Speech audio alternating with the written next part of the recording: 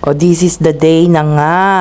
Yes, nasa reception kami kasi sabi niya, umupo kami tapos may magsusundo sa akin para umakyat sa taas.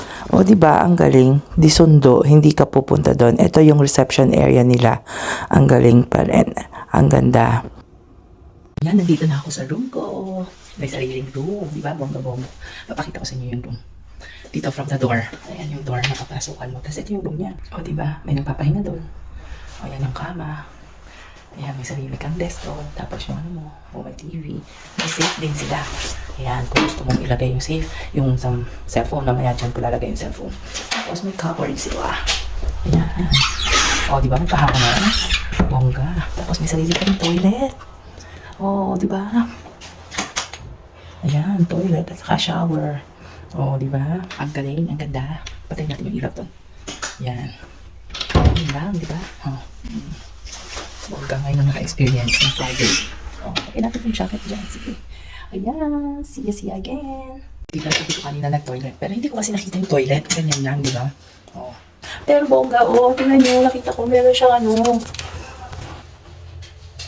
shampoo. May shower cup.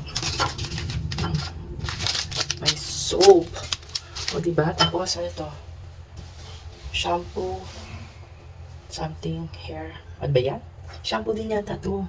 O, dalawa yung shampoo. Bakit? Kasi may soap na dalawa na. O, yun o. Dito siya sa Little China to. Diba? Okay. So, hindi siya drinking water. So, bawal. Hindi siya drinking water, ah. O, siya minom. O, diba? Yung buhok na hindi na supply. Na parang hindi na supply. Yun lang. O, diba? Amaze lang ako sa kanila. Tapos, every time napapasok sila dito, pinipindot nila yan. Presence. Nakalagay, presence, ayan. Tapos, nung nag-call button ako doon, yan, may sarili akong telepono, diba? Call button ako, nagbabell yun doon. Tapos, pinindot niya yan. Nawala. O, diba? Na-amaze ako. Yun lang. O, ayan, mga kaayan, magandang tanghali, magandang gabi, sa masulok kayo mundo naroon. Tapos na po yung surgery ko. Yes, nagising ako mga 9:45, ginising ako sa recovery. Tapos na-transfer ako dito 15 minutes after. Time check, nung naglipat ako 10:05. Yun, maayos naman. Pero, busy lang ako. Nahihilo ako pag ginalaw ko yung ulo ko. Kaya, ganito lang muna ako, no? Ayan, pero tapos na po yung aking surgery. Tapos na po. Praise the Lord, praise the Lord. Update ko kayo ulit mamaya. Ayan na, natumba ko. Ayan, nagkabalibaligtad na ako. Diba, nagkabalibaligtad na rin. Ayan, nahihilo lang ako. At saka, masakit lalamunan ko kasi general anesthesia siya. Yun lang po. Maraming salamat. Later po, update ko kayo. O, ayan, mga kaayan, yes. Medyo hindi na ako nahihilo. Tinanggalin yung oxygen ko pero naka-obs pa ako. Ubus na rin yung IV fluids pero nandun pa. Hindi pa nila tinatanggal. Pero medyo okay na. Feeling numb pa rin dun sa tuhod. Hindi ko pa nga nakikita kasi. Ewan ko. Yun lang. Hindi ko lang nakikita. Darating yung physio mamaya para iupo daw niya ako sa silya. So waiting lang din. At nakaubos na rin ako ng isang jug. Kaya yung pantog ko malapit ng pumutok. Yun lang. Update lang. Yan. Waiting lang na makauwi mamaya. Medyo nawala na yung hilo-hilo ko. Okay na. So sabi ko, magkape na ako. Try natin na magkape. Pero tingnan nyo, napakabongga talaga nila. Na-amaze talaga ako. I'll show you the coffee na binigay nila. Aray ko, ang sakit. Naka-drip pa ako. Kaya pinainom na nila ako ng tubig. So dun sa tubig muna tayo. Ayan ang kanilang lagayan ng tubig. O diba?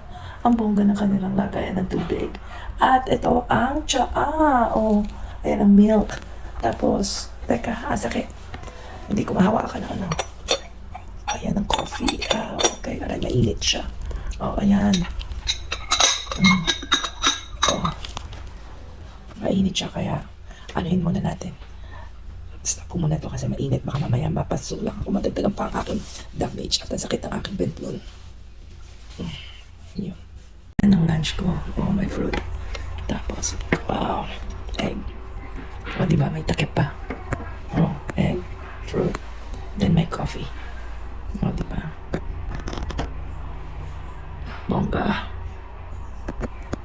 Ayan, nakalakad na ako. Pinalakad nila ako na ng crutches. Ayan, may crutches na ako. Tapos syempre, sabi ko, bago ko umupo, magto-toilet muna ako at mukhang 1 litrong ihi ang naiihi ko dahil sa dami ng tubig at yung IV fluids, ayan, nahihilo na naman ako.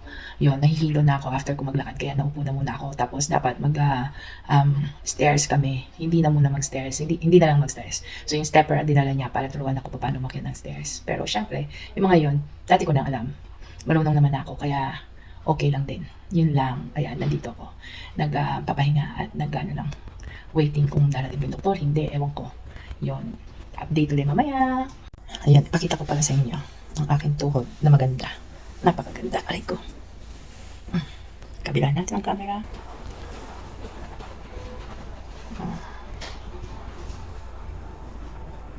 Ayan. O, diba?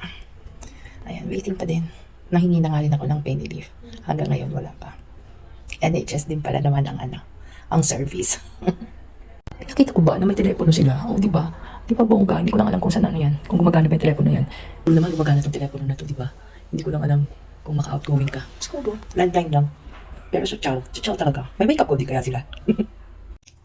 Mga kaayan, yes, ready to go home. Well, hindi pa ako ready, pero pwede na daw ako prepare to go home at madi-discharge na ako.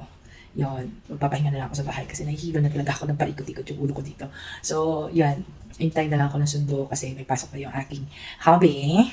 So, kaya hintay ako ng sundo tapos mag-prepare na lang muna ako para naka-prepare na ako pag uwi. Yun lang.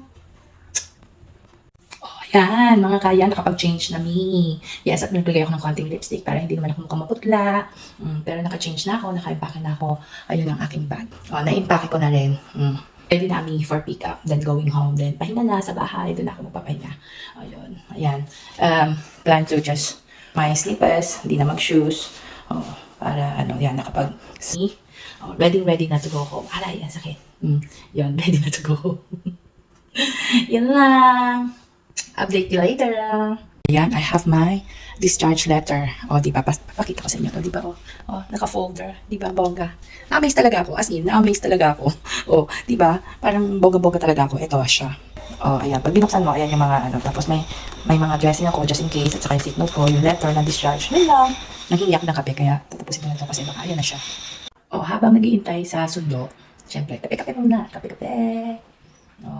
Ayan. Kape-kape, diba? Bongga-bongga talaga ako.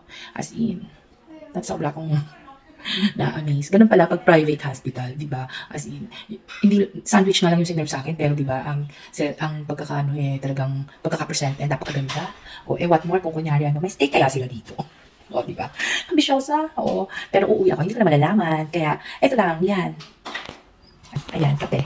Ayan ang gatas nila. Ayan ang kape nila. Init actually. Ouch. Init siya. Tapos ayan. Di ba? Parang afternoon tea lang. Ilalagay ang kape. Huwag sanang di ba? Tapos, gatas. Magatas ako, kaya ayan. Tapos, asukal. Secret na kung ilang asukal. Basta, ganyan. Ayan. Habang maghihintay, magkape tayo. Di ba? Nahihilo pa rin ako konti, pero okay na. Okay na. Diba? Pagtatsa, dapat nakataganyan daw yung daliri. Yan, yung hililiit. Natapon tuloy. Saka yan. Ayan na nga. Ayan, nasundo na ako. Nasa kotse na. Pauwi na kami nito sa bahay. I-update ko na lang kayo mamaya pag uwi kasi nahihilo na ako na mag-salita at mag-camera. Time check, 17:12. Yan, gone home already. And ready. Yan. Ready na ganyan na. At nung pauwi kami, dumating na yung hobby. Sabi niya, tara na. Tapos sabi niya, walang wheelchair. And then when he asked, he's been told that I can walk. So he's not really impressed na nag-walk ako far from the whole way down to sa paglabas ng hospital. So he's not really impressed. But I did manage. So just preparing to go and have some rest. And I'm home. Praise the Lord.